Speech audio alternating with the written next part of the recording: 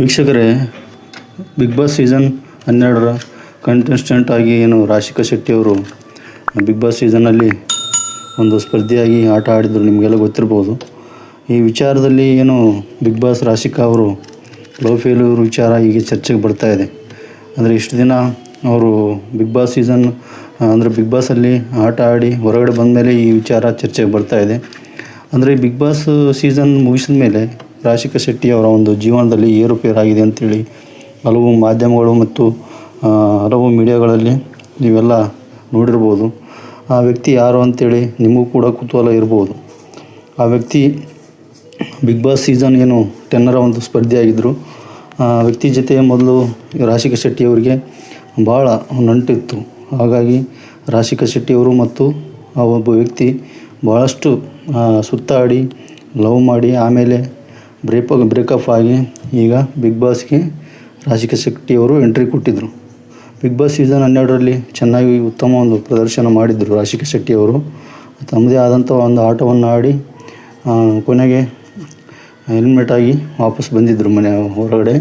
But ಇಲ್ಲಿ ವಿಚಾರ ಏನಂತಂತಂದರೆ love failure ವಿಚಾರ ಬಂದಾಗ ನಿಮಗೆಲ್ಲ ಗೊತ್ತಿರ್ಬೋದು. ಲವ್ ವಿಚಾರ ಯಾರು ಯಾವ ರೀತಿ ಏನು ಕತೆ ಅಂಥೇಳಿ ಕನ್ನಡ ಇಂಡಸ್ಟ್ರಿಯಲ್ಲೂ ಕೂಡ ಭಾಳ ಚರ್ಚೆಗೆ ಬಂದಿರುವಂಥ ವಿಚಾರ. ಅದು ಬಿಗ್ ಬಾಸ್ ರಾಶಿಕಾ ಶೆಟ್ಟಿಯವರ ವಿಚಾರ. ಏನಪ್ಪ ಅಂತಂತಂದರೆ ಆ ವ್ಯಕ್ತಿ ಯಾರೂ ಅಲ್ಲ, ಬಿಗ್ ಬಾಸ್ ಸೀಸನ್ 10ರ ಸ್ಪರ್ಧಿಯಾಗಿ ಆಟವನ್ನು ಆಡಿದಂಥ ಒಬ್ಬ ಕಂಟೆಸ್ಟೆಂಟ್ ಅಂತ ಹೇಳೋಕ್ಕೆ ಇಷ್ಟಪಡ್ತೀನಿ. ಆ ಕಂಟೆಸ್ಟೆಂಟು ಹೆಸರು ನಿಮಗೆಲ್ಲ ಗೊತ್ತಿರ್ಬೋದು, ನೋಡಿರ್ತೀರ.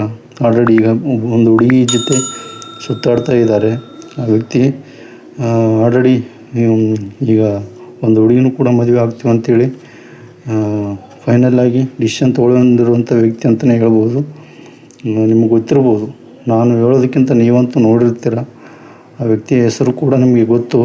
ಹಾಗಾಗಿ ಜಾಸ್ತಿ ನಾನು ಟೈಮ್ ತೊಗೊಳಕ್ಕೆ ಹೋಗಲ್ಲ. 100% ಆ ವ್ಯಕ್ತಿಯ ಹೆಸರು ಬೇರೆ ಯಾರಲ್ಲ, Karthik Mahesh. Bigg Boss season 10ರ ಒಂದು ಸ್ಪರ್ಧಿಯಾಗಿ ಆಟ ಆಡಿದಂಥ ಕಾರ್ತಿಕ್ ಮಹೇಶ್ ಮತ್ತು ರಾಶಿಕಾ ಶೆಟ್ಟಿಯವರ ಒಂದು ಜೀವನದಲ್ಲಿ ಬ್ರೇಕಪ್ ಆಗಿರುವಂಥ ವಿಚಾರ ನಿಮಗೂ ಕೂಡ ಗೊತ್ತಿದೆ. ಬಟ್ ಅದು ಕನ್ಫರ್ಮ್ ಆಗಿದ್ದಿಲ್ಲ. ಈಗ ಕನ್ಫರ್ಮ್ ಮಾಡ್ತಾಯಿದ್ದೀನಿ. ಇದು ನಿಜ 100%.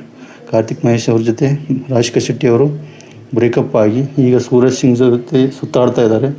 ಬಟ್ ಸೂರಜ್ ಸಿಂಗ್ ಅವರು ಕೂಡ ಭಾಳಷ್ಟು ಈ ರಾಶಿಕಾ ಶೆಟ್ಟಿಯವ್ರ ಜೊತೆ ಜಾಸ್ತಿ ಒಡನಾಟ ಹೊಂದಿಲ್ಲ ಅಂತಲೇ ಹೇಳ್ಬೋದು. ಹಾಗಾಗಿ ನೋಡೋಣ.